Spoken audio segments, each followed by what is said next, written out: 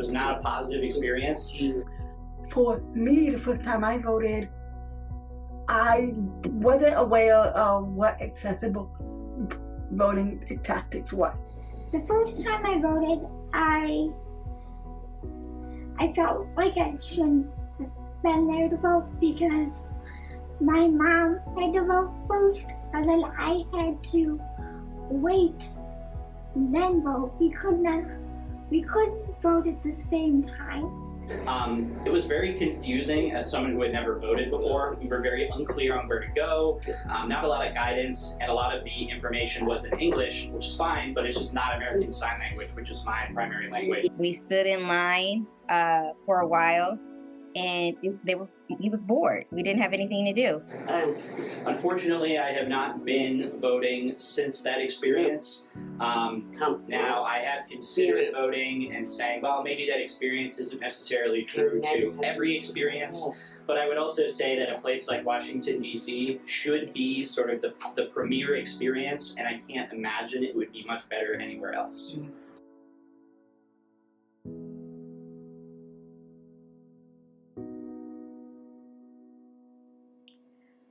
My story about disability access in the voting booth is actually my partner's Anita's story.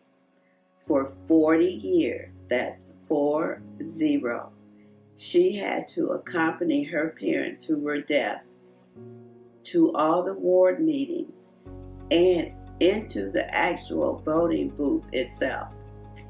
Her parents were deaf and they wanted to cast an informed vote, but the information was off limits to them unless Anita interpreted it to them. Disabled population not like looked at as valued in the election process, and they should be. And we should look at the way we give out information, because for those two groups, and I'm pretty sure a lot more of the groups like people with developmental disabilities and cognitive disability, they have a voice too.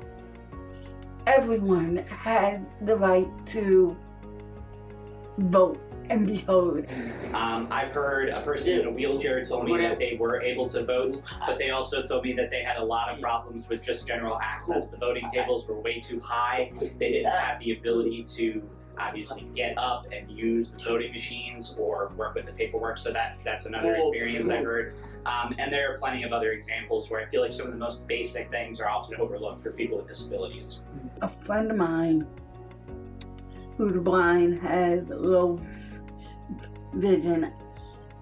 We were talking recently on a panel together, and she was saying how for her, unless she has help, voting in person is her only option for that independence, because she gets to use the Braille machines so that she could cast her vote herself.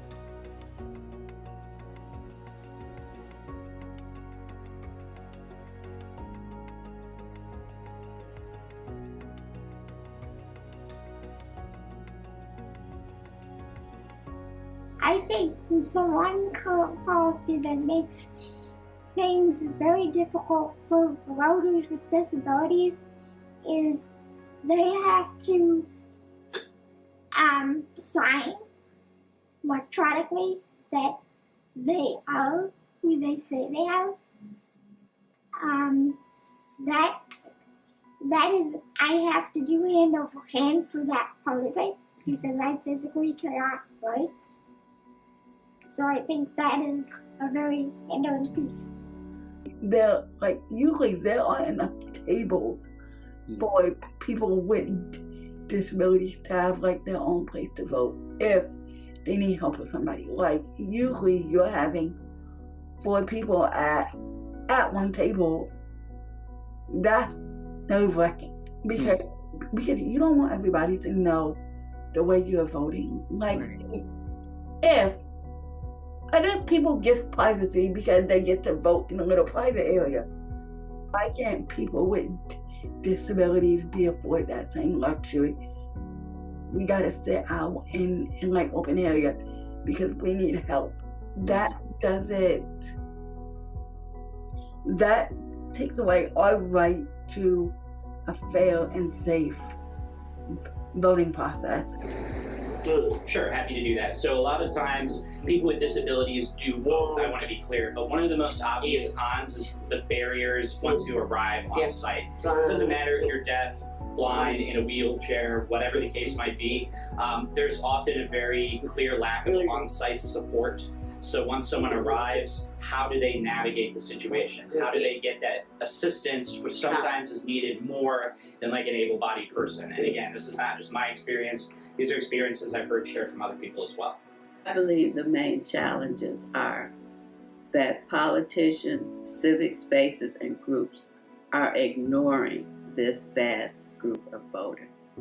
They must think outside of the box when giving them information about their policies, their values, and about themselves. For example, they could always have an ASL interpreter present. They could enlarge the font on their printed material for people with low vision. How about Braille for no vision? How about lowering the literacy level of the printed materials for ADHD readers or just not so good readers? Or how about just simply lowering the table in the voting booth for a wheelchair? This tactic, legislative use, to have ballots and laws not be in plain language so that everybody understands. If you can't understand something, you don't know what you're voting for. You don't know what you're signing on to. You don't know what you're agreeing to. And as a disabled person, that can affect us a lot more than a able-bodied person.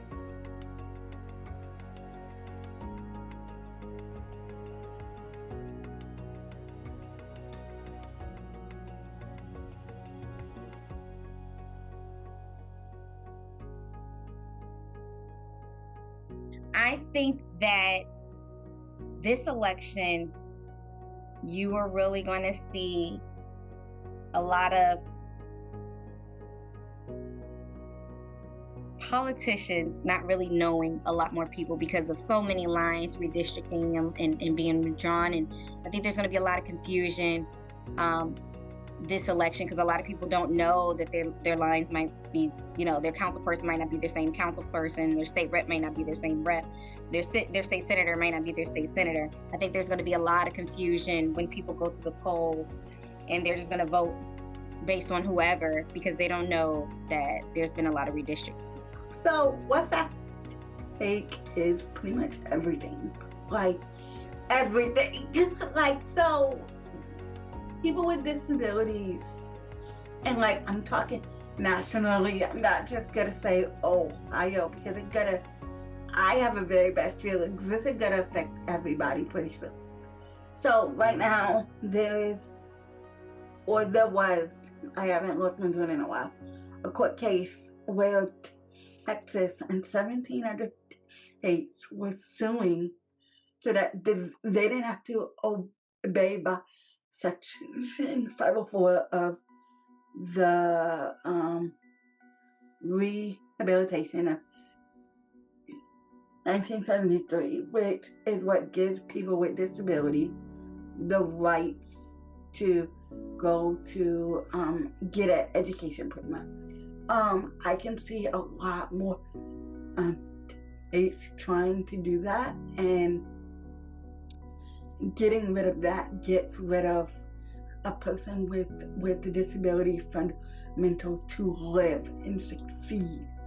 And they're not just going after the Section 504, they're going after the ADA, and they're going after the grounds of what it means to be inclusive and what it means to have access.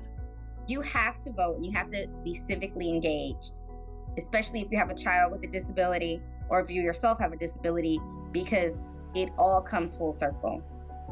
And as a mother with a child with a disability, I want to make sure I'm voting correctly to secure the city, county, state, and country that I want my son to live in when I'm long gone, but he's still here with a disability. A lot of people look at the ADA as being a glass ceiling. We're a glass floor. The ADA is the bare minimum of what people with disability need to succeed and thrive and survive.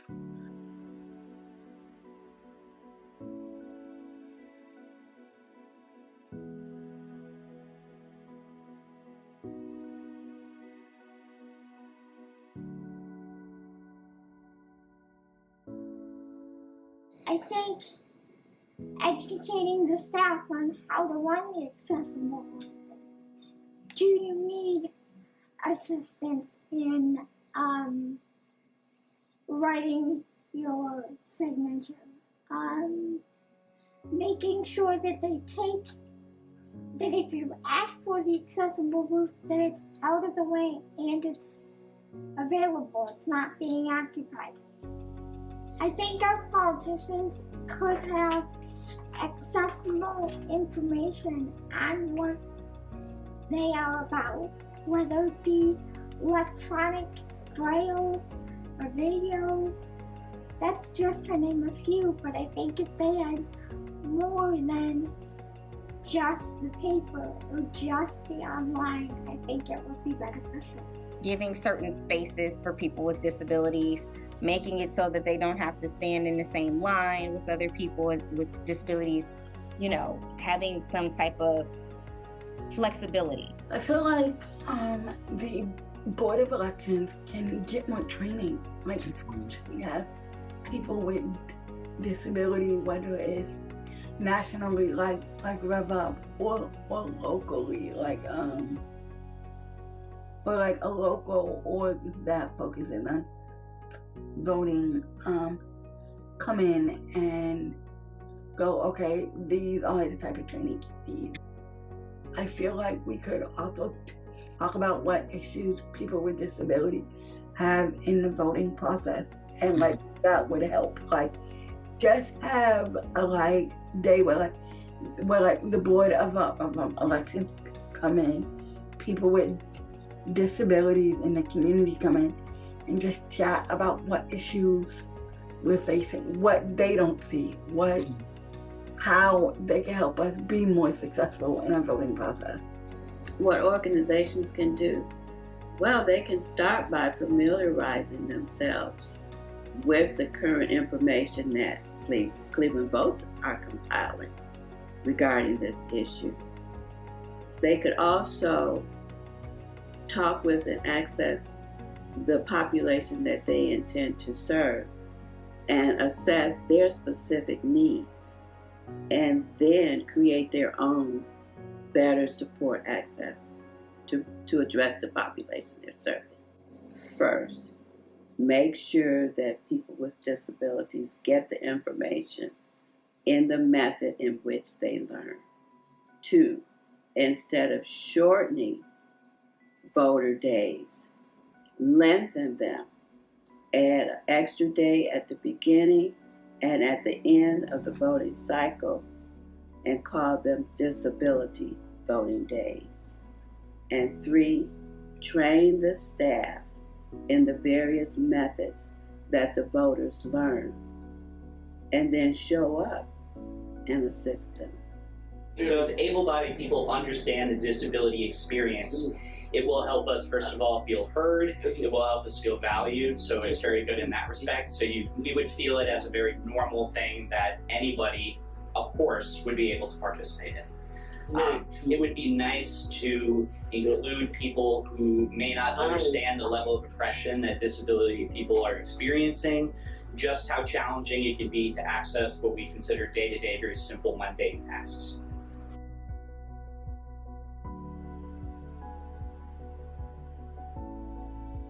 Changes would benefit everybody because universal access usually benefits everybody. But I'm just saying, idea of how can we make this process more inclusive for everybody? One step in the right direction for the disabled population is usually a step in the right direction for everyone, and like people just don't realize it. I think it could benefit all voters because all voters include the elderly who are eventually aging into a disability, so they would be able to vote. So if they had any cognitive decline, they could still vote and be able to have their voice heard in the elections. It would show that we're inclusive in our civic engagement. It would show that we are making the necessary change based on the community and how it's changing, and the people in the community, how they're changing. Well, So why would it be a good interaction? It's because all voices matter. At the end of the day, human beings, regardless of what their physical disabilities are, everybody deserves to have a right to vote. That's what the system was designed with. That was the intention behind it. We're just not seeing that, unfortunately.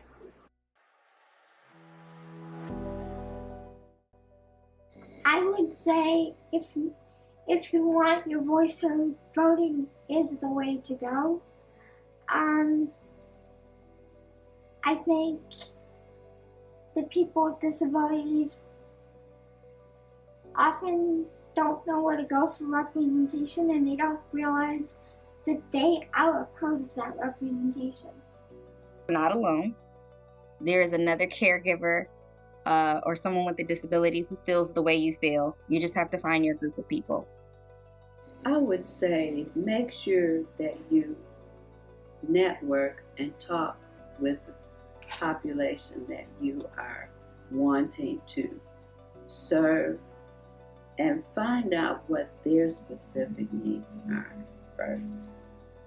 And then learn how to support what they say they need. And then don't give up and show up to help them get what they want and need. And that's better access to voting and voting information. Words of encouragement I would leave for people when it comes to voting in elections would be you're only as silent as you let yourself be. So you have a voice, and if you don't allow yourself to use it, you don't know how powerful it is. Again, I want to reiterate, I think the system needs to be improved.